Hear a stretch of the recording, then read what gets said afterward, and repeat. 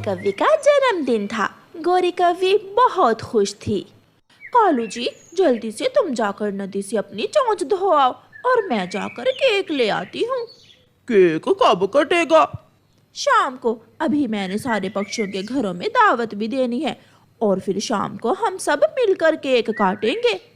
गोरी कव्वी अपने जन्मदिन के लिए केक लेने चली जाती है और कालू कौवा नदी पर चला जाता है। नदी पर ठंडी ठंडी हवा चल रही थी। कालू कौवा एक पेड़ की छांव में लेट जाता है। अभी गोरी का केक काटने में बहुत देर है, तब तक मैं थोड़ा सो लेता हूँ। गोरी कव्वी बड़ी दुकान पर जाती है। चाचा जी, मुझे एक बड़े वाला चॉकलेट केक तो दे दें। कव्वी, किसका जन्मदिन है? किसी बड़े का या छोटे का? चाचा जी, मेरा जन्मदिन है।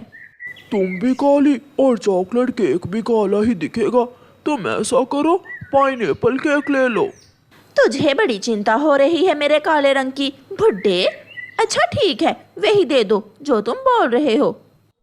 फिर गोरी चाचा छमछम से एक बड़ा पाइनएप्पल केक लेकर घर आ जाती है। गोरी केक टेबल पर रख देती है। ये कालू का बच्चा अभी तक नहीं आया।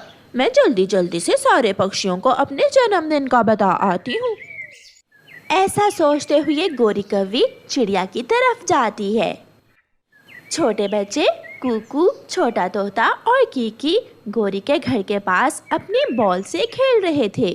कुकू जोर से किक लगाता है और बाल सीधी खिड़की तोड़कर गोरी कव्वी के घर चली जाती है। कुकू, ये क्या किया तुमने? गोरी आंटी तो बहुत डांटेंगी। गोरी आंटी अभी अभी कहीं जा रही थी, मैंने देखा था। हम जल्दी जल्दी से गोरी आंटी के आने से पहले पहले अपने बाल उठा लाते हैं। मैं जाता हूँ। फिर कबूतर का बेटा कीकी गोरी के घर में जाता है। ये तो बहुत बुरा हुआ है। गोरी आंटी का केक तो सारा टूट गया। मारेगी गोरी आंटी, अब सबको बहुत मारेगी, कोई नहीं बचेगा। अपनी बॉल उठाकर कीकी जल्दी जल्दी से गोरी के घर से निकल जाता है। कीकी अपने दोस्तों को बताता है, बॉल लगने से गोरी आंटी के घर में पड़ा हुआ केक टूट गया है। शायद आज गोरी आंटी का जन्मदिन है, इसलिए गोरी आंटी सुबह से तैयारी कर रही है। अब हमें क्या करना होगा? हमें किसी न किसी तरह नया केक लाना होगा, वरना बहुत बुरा होगा। क्या किसी के पास पैसे हैं? मेरे पास 1 रुपए है और मेरे पास तो वो भी नहीं है। मेरे गुल्लक में कुछ पैसे हैं, मैं वो पैसे निकाल लेता हूँ। चिड़िया चिड़िया, शाम को मेरे घर आ जाना, मैं बड़ा पाइनएप्पल केक लेकर आई हूँ। गोरी बहन, मैं अपने बेटे को साथ लेकर आ जाऊंगी। कुकू भी घर आ जाता है। घर में गोरी को देखकर कुकू तो डर जाता है। मम्मा, मेरा गुल्लक कहाँ है? बेटा, हम बात कर रहे हैं, वहाँ अलमारी के ऊपर देख लो। कुकू, अपनी मम्मा के साथ तुम भी जरूर आना। ऐसा केक खिलाऊंगी मैं तुम्हें कि पहले कभी नहीं खाया होगा। केक तो सच में ऐसा ही हो गया है। क्या कहा? कुछ नहीं आंटी, मैं आ जाऊंगा। कुकू अपना गुल्लक उठाता है और बाहर चला जाता है। चिड़िया, अब मैं जाती हूँ, अभी मुझे तोते और कबूतर के पास भी जाना है। फिर गोरी कव्वी वहाँ से चली जाती है। यहाँ बैठकर हम मेरे गुल्लक से पैसे निकाल लेते हैं। फिर वो सारे दोस्त एक पेड़ की छांव में बैठकर गुल्लक से पैसे निकालने लगते हैं। मगर केक मिलेगा कहाँ से? मुझे पता है, दूसरे जंगल में चाचा छमछम की दुकान का मुझे पता है, वहाँ से ही केक मिलता है। कबूतर कबूतर, आज मैं बहुत खुश हूँ। पता है आज क्या है? क्या? आज क्या खास है? आज मेरा जन्मदिन है, तुम शाम को आ जाना। और लूसी भाभी कहाँ है? लूसी नदी से पानी पीने गई हुई है। कबूतर, लूसी को भी साथ लेकर आना, मैं बड़ा केक लेकर आई हूँ अपने जन्मदिन पर। हम जरूर आएंगे और गोरी के जन्मदिन की खुशियाँ सब मिलकर मनाएंगे। सब छोटे दोस्त केक लेने जा रहे थे वो सब गोरी आंटी से बहुत डरे हुए थे। शाम हो जाती है और कालू कौवा भी जाग जाता है। शाम हो गई है, अब मैं घर जाता हूँ। गोरी मेरा इंतजार कर रही होगी। कालू कौवा नदी से ठंडा पानी पीता है और अपने घर की तरफ उड़ता है।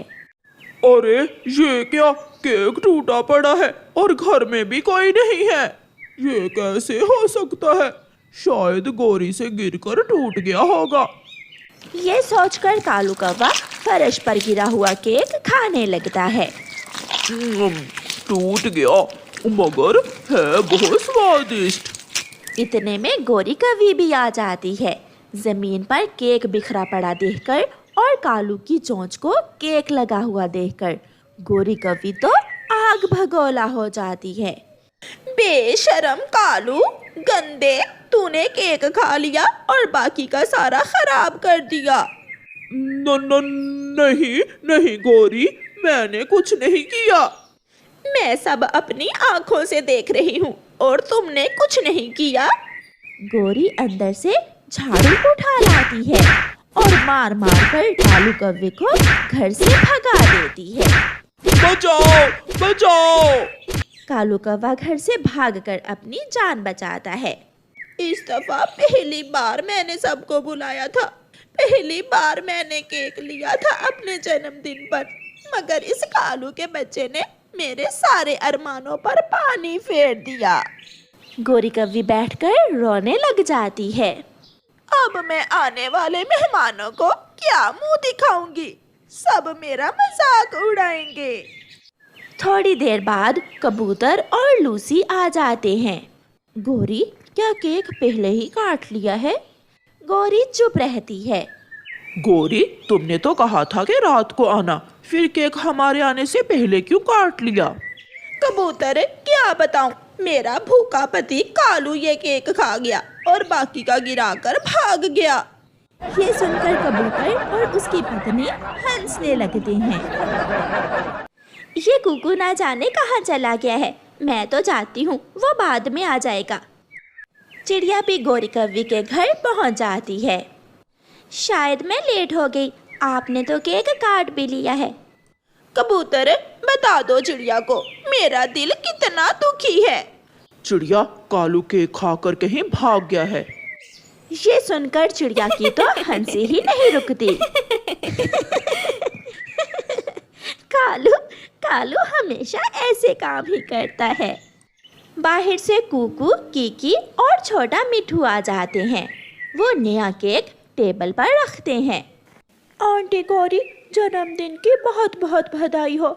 सॉरी, आपका केक हमारी बॉल लगने से टूट गया था, इसलिए हम नया ले आए। क्या? खिड़की के पीछे से कालू बोलता है। गोरी, अब तो मैं अंदर आ सकता हूँ क्या?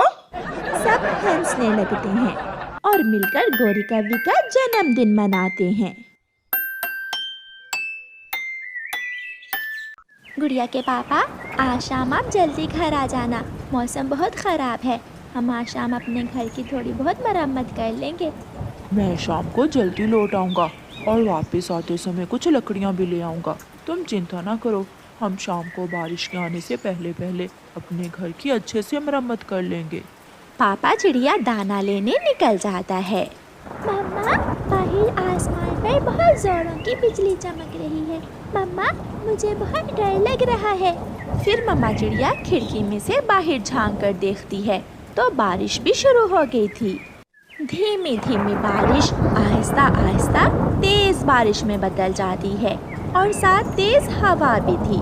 मम्मा चिड़िया जानती थी कि उसका घर बहुत कमज़ोर है, इसलिए वो बहुत डर जाती है। गुड़िया बेटी, यहाँ मेरे पास आ जाओ। बेटी चिड़िया अपनी मम्मा के पास जाकर अपनी मम्मा के पंखों में छुपकर बैठ जाती है। माँ बेटी को पता ही नहीं चलता कि एक ज़ोर की आवाज़ के साथ उनके घर की छत उनके ऊपर आ गिरती है। वो दोनों माँ बेटी घर की छत के नीचे दब जाती हैं। आवाज़ सुनकर पड़ोसी तोता और कबूतर वहाँ आते हैं। कोई है, इस छत के नीचे कोई है, इसे हटाना होगा। बारिश के कारण तोते और कबूतर को छत को हटाने में बहुत मुश्किल होती है, मगर वो दोनों दोस्त मिलकर चिड़िया को छत से निकालने की पूरी कोशिश करते हैं। आखिरी लकड़ी जब वो हटाते हैं तो नीचे से माँ चिड़िया खून में लथपथ दिखाई देती है। माँ ने अपनी बेटी को अपने पंखों में छुपा रखा था। कबूतर गुड़िया को उठाकर बाहर निकालता है तो माँ चिड़िया दूसरी तरफ गिर जाती है। माँ चिड़िया के शरीर में जान नहीं थी, वो तो मर चुकी थी। उसने अपनी बेटी को तो बचा लिया था मगर अपनी जान दे दी थी। छोटी गुड़िया को ये सब एक डरावने सपने की तरह लग रहा था। अंकल, अंकल कबूतर, मेरी मम्मा को बचा ले। आप जल्दी से बुलबुल डॉक्टर को बुला कर लाए। मेरी मम्मा, मम्मा। नहीं बेटी, अब डॉक्टर की जरूरत नहीं है, तुम्हारी मम्मा मर चुकी हैं। गुड़िया बहुत रोती है। मम्मा, मम्मा, आप क्यों मुझे छोड़कर चली? अभी तक पापा भी नहीं आए। अंकल, अंकल तो थे, मेरे पापा ठीक तो होंगे। गुड़िया बेटी, बारिश बहुत तेज है, आपके पापा किसी पेड़ के आश्रय में छुपकर बैठ गए होंगे। फिर थोड़ी देर बाद बारिश रुक जाती है। कबूतर और तोता अपने घर चले जाते हैं। गुड़िया का पापा दूर से ही अपना घर टूटा हुआ देख लेता है। वो उड़ता हुआ वहाँ आता है तो गुड़िया अपने पिता के गले लग जाती है। घर की छत, पापा, घर की छत हम दोनों के ऊपर गिर गई थी। मम्मा ने मुझे तो बचा लिया मगर अपनी जान दे दी। चुप चुप कर जा मेरी बेटी, इसमें गलती मेरी ही है। तुम्हारी माँ तो कई दिनों से मुझे घर की छत बदलने का बोल रही थी। कुछ दिन गुजर जाते हैं। पापा चिड़िया अपनी पत्नी के मरने का दुख सह नहीं पाता और वो भी बीमार हो जाता है। गुड़िया बेटी, क्या आप मेरी एक बात मानोगी? बताइए पापा जी, क्या बात है?